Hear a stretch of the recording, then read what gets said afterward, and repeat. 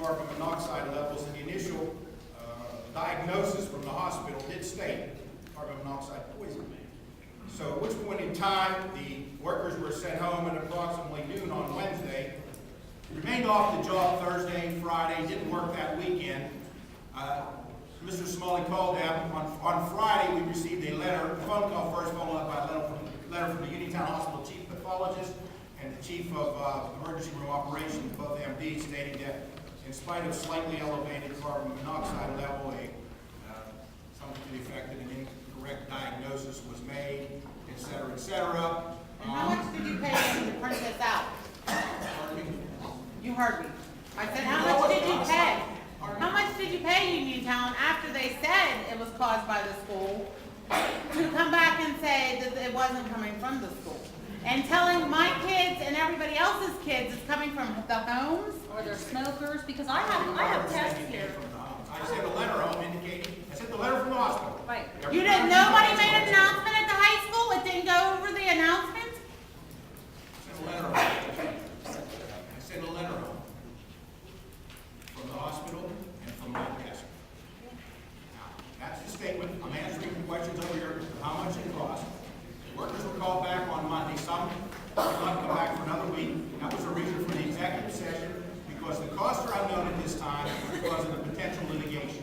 It is estimated that the cost will range from $3,000 to $4,000 per contractor per day. That's all I'm going to comment on that. Yes, ma'am. My problem is that I disagree with the fact that you said that the air quality is okay. My son tested 1.8, then 2.1, then 2.6. It was assumed it was in my home. I had my house tested by Columbia Gas. It was assumed that my son was a smoker. I had him do a urine test. His levels are being elevated. You had Columbia Gas there. The windows were open. Test the school with the windows closed and the heat on, and then we'll talk about carbon. And you agreed to have the workers work in the evening and on the weekends. Why they did not work that weekend, that's not our problem. We didn't decide that. You agreed to not have them during the day because of the kids' health and safety. Also, I'm concerned about the PSSAs, considering the fact that we had a discussion in regards to these kids were sick. Those tests are not going to be accurate. It's going to make the school look horrible. They had construction above their heads going on. They're sick. They're passing out. They have headaches. There were 82 kids, as far as I was told by Uniontown Hospital, were tested. How many were positive? How many were negative? I don't know.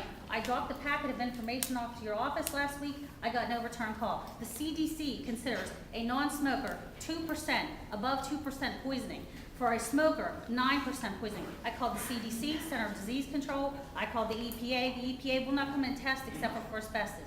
I called OSHA. OSHA won't come in because I'm not a teacher. The health department was contacted by parents. What's the deal? We need to find out why these kids are being sick. And as far as the cost goes for construction, you made the accurate call at that time to think about our kids' safety. As far as the money goes, I understand that. As far as with the academics and the extracurricular activities, these kids need that for their futures. They need a healthy environment. They need these extracurricular activities. A lot of these kids depend on scholarships from these activities in this area. So you guys need to think about the safety of our children. I have the proof. I have the lab work. If you guys need it, it's right here for you.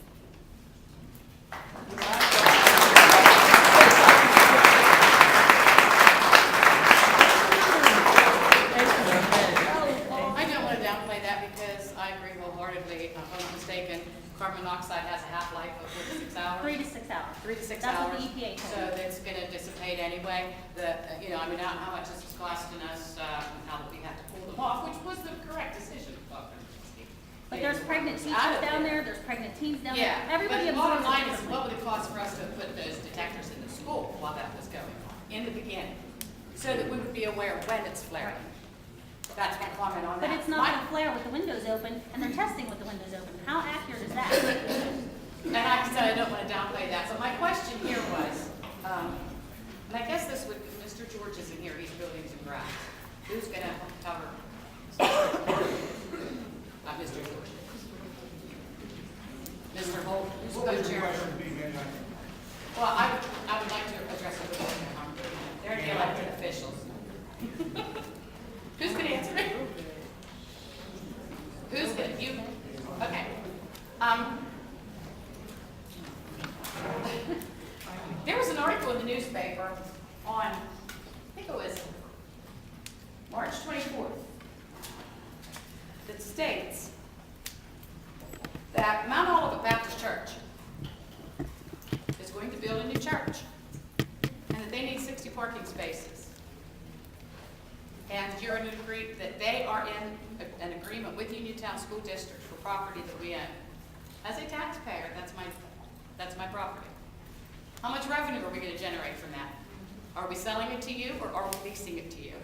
I'm sorry, I'm saying you because you are the pastor of Mount Olivet Church, right? Okay. I'm sorry, what's that? Right, so are we gonna generate revenue? Let me explain that.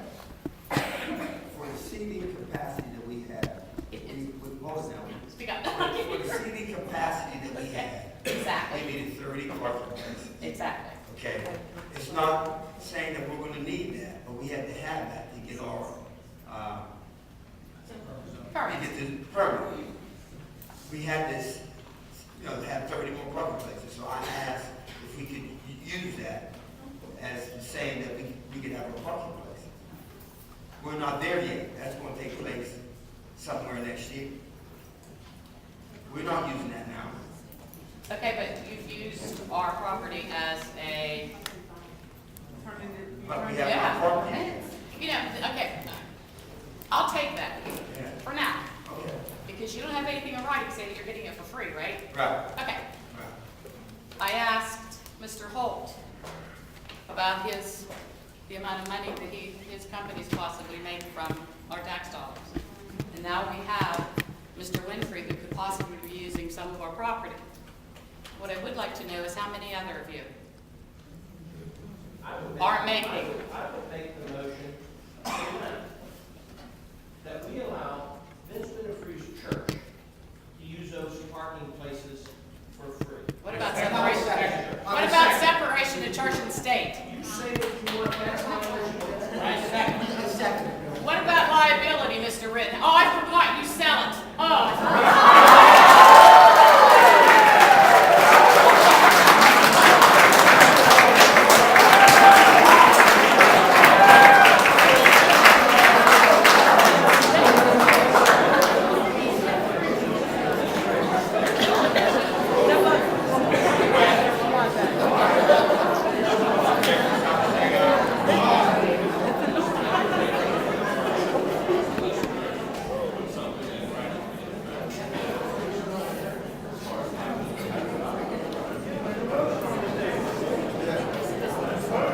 We are in such a fiscal, you know what? We can't afford to give anybody anything free. What's wrong with you?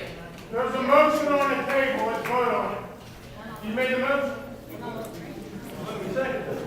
Any questions on favor, say aye. Any nays? I do agree with Mr.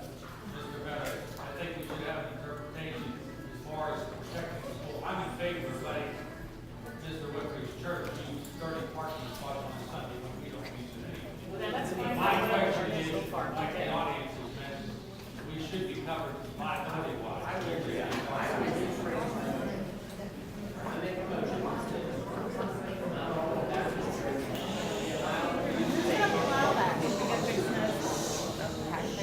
That his church be allowed to use those parking spaces contingent upon providing,